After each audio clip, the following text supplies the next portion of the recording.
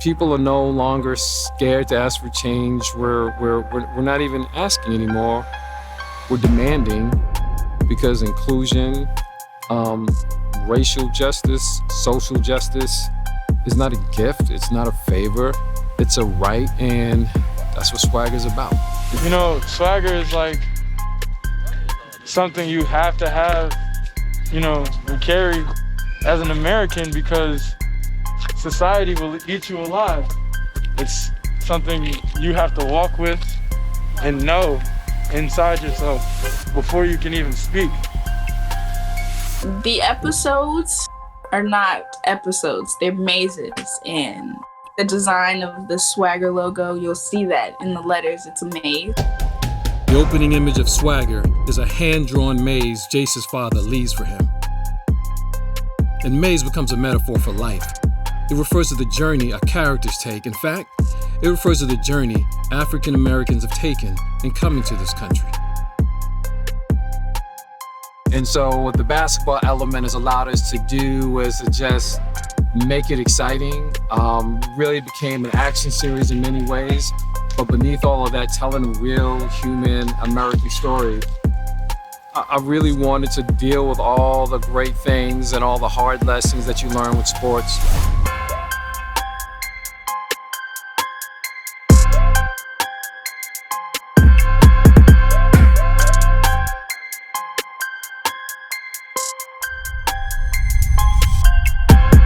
I can't deny what I see, what I see.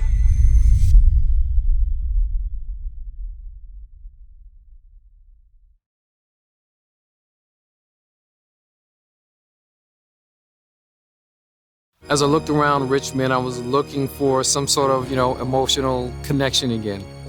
And as I was driving around, the Film Commission was giving me a tour, and I saw these houses, and I asked them if we could just take a turn and just take a look at it. It was this Gilpin Court neighborhood.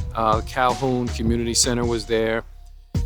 And it really seemed to fit the narrative of, where our main character, Jace, would live. Well, Jace is an ambitious 14-year-old man-child that, consoles himself and drives himself with the wound of losing his father. But fatherhood is something I really needed to lean into. And O'Shea Jackson Jr. plays, if you will, a father figure in the life of Jace, played by Isaiah Hill. Take one. You're live 25, man. He's really an ambitious character because he's willing to risk it all for the people he loves. As a young boy, he knows what it's like to be left behind.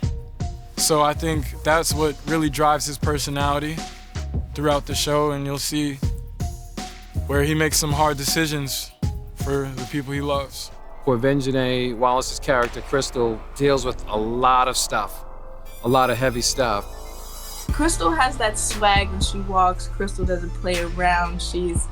When she comes in the room, Crystal's in the room. It's not just, you notice her as soon as she steps in the room. And I'm the same way. To say so myself. Being in Richmond was something I'll never forget.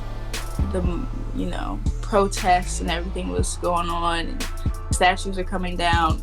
When we first started shooting, Monument Avenue looked totally different. If you look around Monument Avenue, some of the monuments are down. The generally kind of overtaken by artwork and passion and revolution. I had conversations about diversity with the local union here, the local IA, and I think they'd be the first ones to say they didn't take it as seriously prior to the events of 2020 than they do now. And I know that they're trying to make steps in the right direction. I really appreciate it. And they still have a lot more that they need to do. And then the other thing that was just really striking is when I went into the community center, I already went in there with a color palette in mind. And it was really inspired by this artist named Lisa Whittington, who's an amazing artist, and she did some amazing artwork on Emmett Till. Emmett Till, arguably the most famous 14-year-old in American history, in August 28th, 1955, was murdered in Money, Mississippi, and arguably started the Civil Rights Movement. I really use that as inspiration to tell the story of, on this optimistic side of her painting was like blue and yellow. And then there was another side that had red.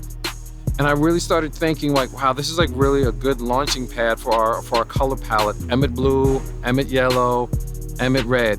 I walk into the community center, I look at the court, and I'm like, no way. The court is blue, there's yellow, and there's red. And I just said, all right, this is our place. That was the main reason why we settled here. One of the big pushes was, how do we not just inconvenience people in this neighborhood, but how do we give back and hopefully have an opportunity to leave it in better shape than when we left, right? And so, but very fortunate that I was able to get some support from the studio to just make some contributions to this community center so that we can actually feel like the people that we inconvenienced are being serviced in some way. People do not survive their environment, do not thrive in their environment just because they can put a ball through a hoop, right?